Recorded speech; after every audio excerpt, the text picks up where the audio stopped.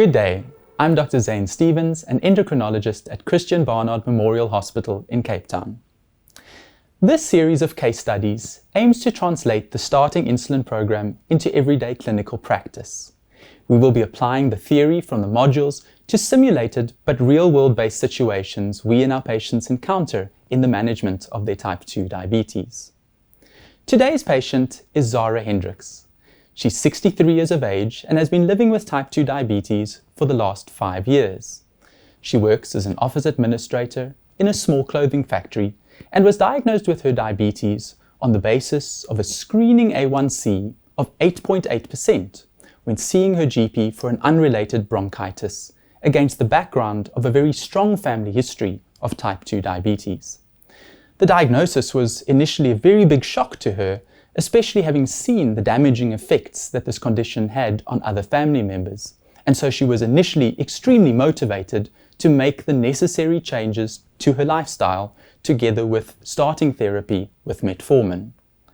Over the initial 6 months, she managed to improve her control somewhat and got her A1C down to 7.8%. Bearing in mind her target A1C should have been less than 6.5%, her metformin was titrated to the maximal dosage. Unfortunately, over the next few years, largely due to personal as well as financial stresses, specifically her husband's retrenchment, Zara's focus on her diabetic care was lost. Despite the addition of a sulfonylurea, her A1C was still 8% when I met her 6 months ago. At that point, I could sense that Zara was in a far better place to start engaging with her diabetes again. Her husband had started working, and she had a real desire to be well enough to look after her young grandson in the afternoons after school. At the time, she volunteered some symptoms of burning sensation in her feet. It had been quite some time since any formal eye evaluation had taken place, and she denied any symptoms of exertional dyspnea, chest pain, or claudication.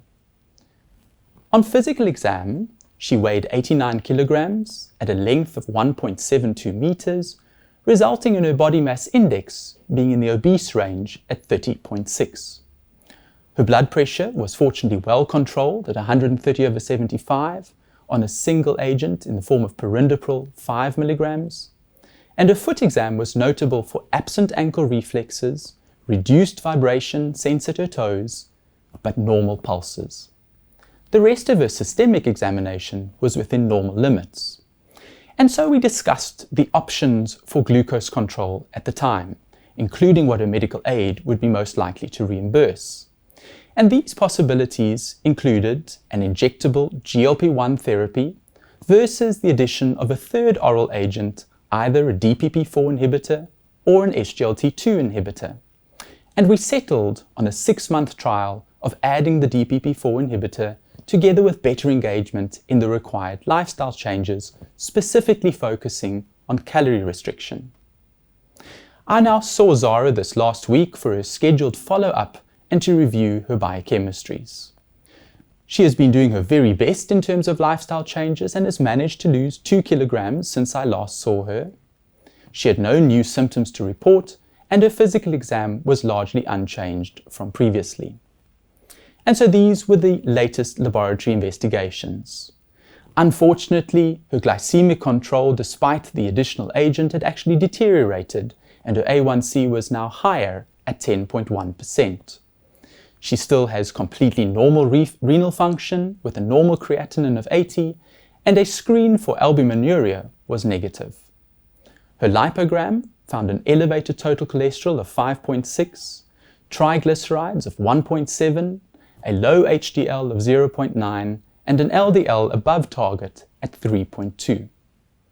In summary then, Zara is 63 years of age with type 2 diabetes, complicated by a peripheral neuropathy, inadequately controlled on 3 oral agents as evidenced by the A1C of 10.1%. We now need to decide how to optimize her glycemic control. Now, when considering the next therapeutic option in a patient with type 2 diabetes, there are a number of factors which we need to take into account, but I think the 3 most important would be the following.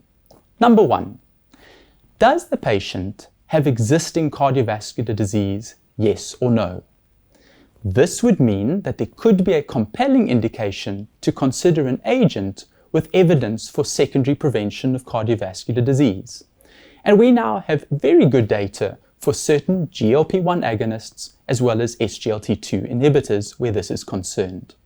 We see here the ADA EASD guideline, and following metformin and lifestyle modification, a decision on second-line therapy based upon data from the current cardiovascular outcome trials would be determined by the presence or absence of established cardiovascular disease.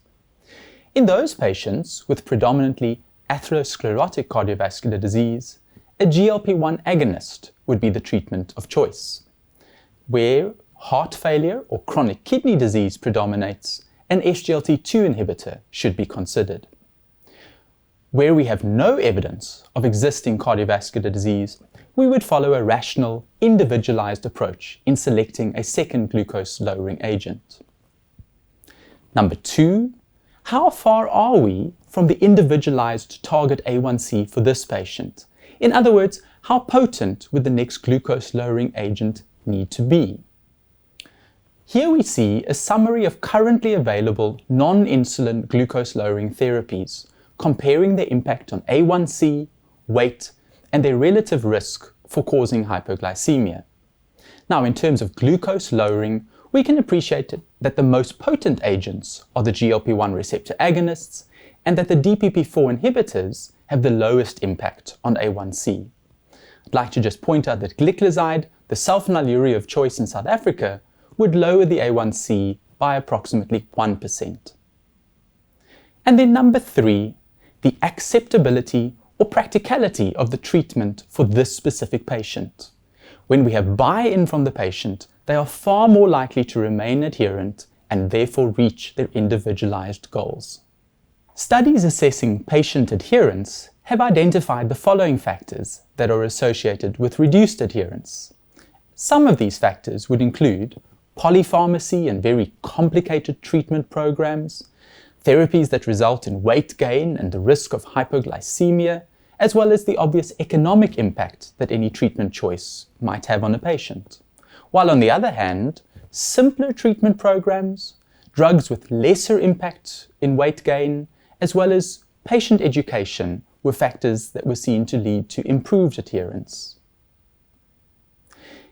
Here we see the current SEMSTA guidelines for the initiation of insulin therapy. Now, in general, insulin is obviously indicated when glycemic targets cannot be met using 2 to 3 other agents, and especially when there is metabolic decompensation, as evidenced by the following: marked weight loss, a fasting glucose of more than 14, a random glucose greater than 16, or, as in our case, an A1C of greater than 10%, and in any patient in the acute setting, resulting in ketosis.